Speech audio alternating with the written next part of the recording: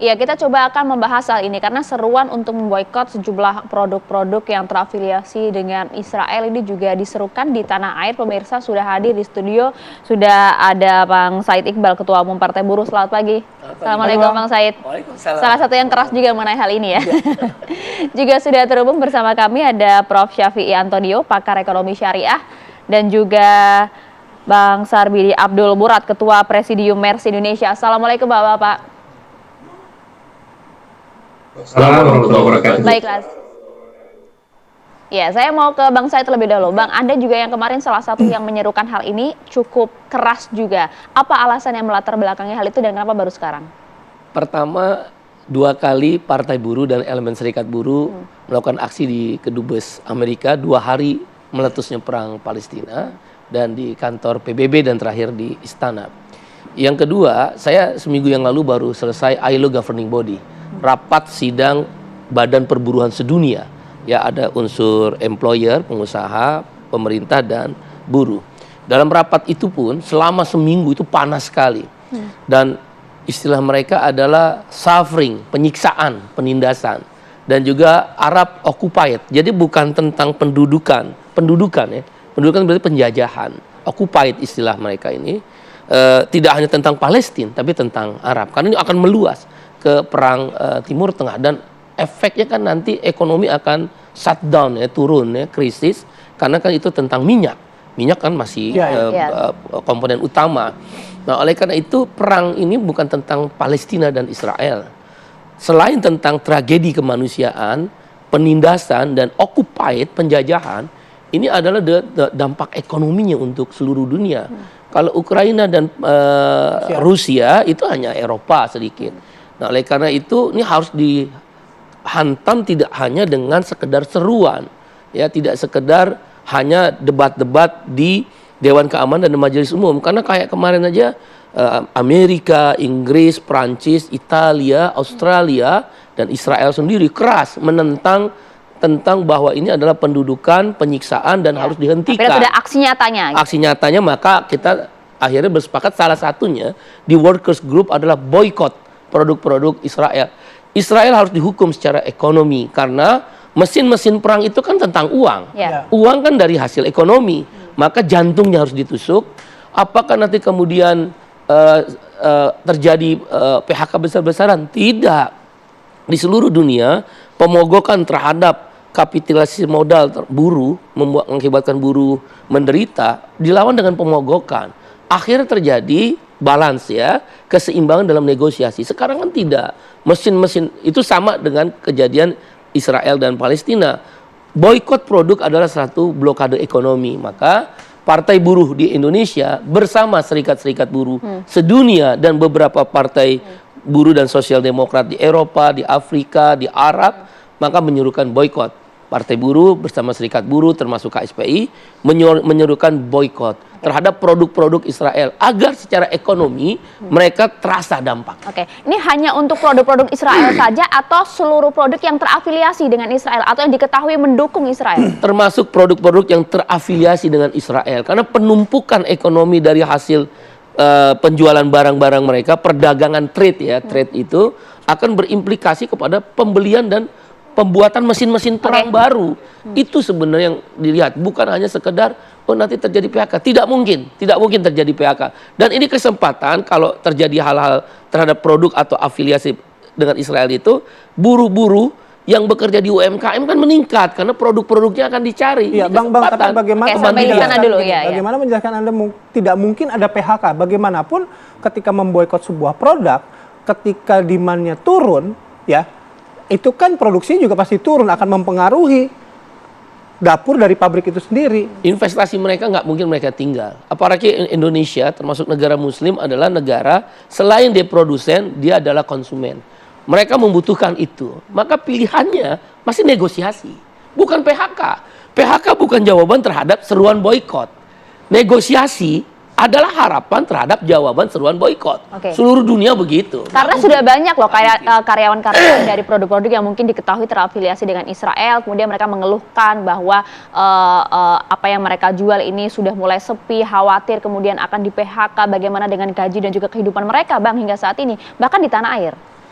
Yang saya dapat informasi dari beberapa perusahaan yang memang menjadi anggota KSPI, mereka melakukan strategi-strategi pemasaran dan juga strategi-strategi untuk meyakinkan daripada konsumen ini bahwa mereka adalah tidak menyetujui perang terhadap Israel. Itu salah satu. Salah satu. Yang kedua, mereka juga melakukan strategi di mana karyawan di unit tertentu itu yang terkena dampak dirotasi menjadi 1 shift atau 2 shift.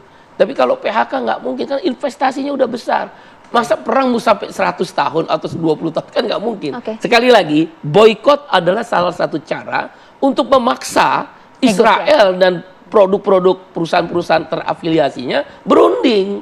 Sama, pemogokan juga satu cara untuk memaksa manajemen berunding upah, berunding jaminan sosial. Dalam ekonomi namanya boykot. Kita langsung geser ke Prof. Syafii ya. Prof, kalau dengan apa yang terjadi di tanah air ya, seruan untuk boykot produk-produk Israel maupun yang terafiliasi dalam kacamata ekonomi syariah begitu ya. Konteksnya bagaimana dan kemudian diaplikasikannya bagaimana?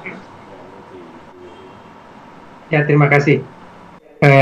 Alhamdulillah saya sekarang sedang berada di Maroko. Di sini juga terlihat di beberapa negara Arab satu upaya untuk mendukung bagaimana saudara kita di Palestina bisa lebih ringan dan kita memberikan penekanan terhadap Israel. Kalau lihat dari sisi ekonomi, Israel itu ada 3 sumber utama.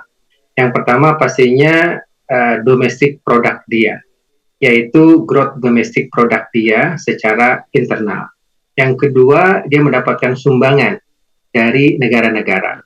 Dan yang ketiga, dia mendapatkan sumbangan dari korporasi dan individu. Nah, kalau seandainya domestic product dia itu urusan dia sendiri.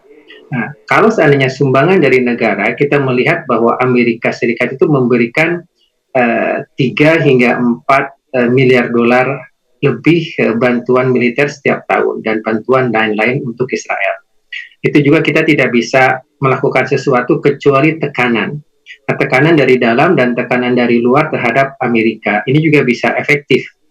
Yang ketiga adalah sumbangan dari korporasi-korporasi. Nah, disinilah sesungguhnya letak boykot itu bisa efektif. Dahulu pada tahun 73 juga pernah terjadi boykot yang sangat kuat gitu, di mana negara Arab tidak mau menjual minyaknya kepada Amerika. Nah, minyak pada saat itu ada di $30, kemudian naik langsung sampaikan ke 300. Nah, seluruh masyarakat Amerika itu protes terhadap pemerintahnya, kenapa membantu Israel sehingga kita terkena dampak boykot ini. Benar, seperti kata Bang Sail tadi, bahwa boykot itu ada dampaknya kalau seandainya ini dilakukan secara masif. Nah, tetapi minimum secara psikologis, minimum secara spiritual itu adalah minimum yang bisa dilakukan di samping doa. Jadi jikalau sebagai orang Indonesia, sebagai Muslim, kita mendoakan saudara kita di Palestina, itu insya Allah kita bisa dilakukan di rumah-rumah. Nah, tetapi setelah itu apa? Kita masih punya dompet, masih punya uang, masih ada kebutuhan, kita tinggal memilih.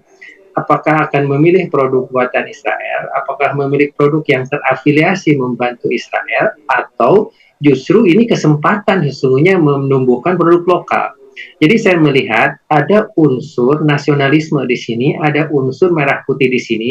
Daripada kita mengimpor barang dari luar, mengapa kita tidak memaksimalkan produk-produk buatan Indonesia sendiri, produk-produk milik bangsa Indonesia sendiri, yang nyata-nyatanya ini adalah produk merah putih gitu. Jadi justru saya punya satu tesis lain gitu Bang, bahwa Indonesia ini akan maju jika diboikot. Saya ulangi, Indonesia ini akan maju ekonominya, akan berkembang industrialisasinya jika diboikot. Kita tidak boleh mengimpor sedan dan kendaraan roda 4, kita buat sendiri. Maka kita akan maju.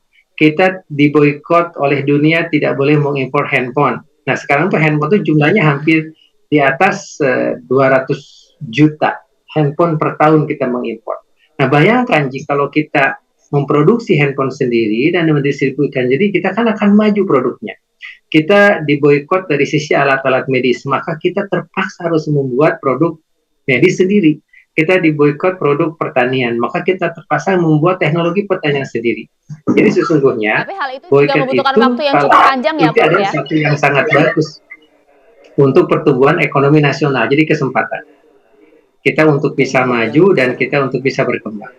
Dan ternyata ini juga dahulu pernah terjadi di zaman Rasulullah SAW. Dalam satu hadis Bukhari nomor 3472, bahwa Sumama, salah seorang raja dari Yamama, itu masuk Islam, kemudian dia memboikot produk-produk untuk masuk ke Mekah.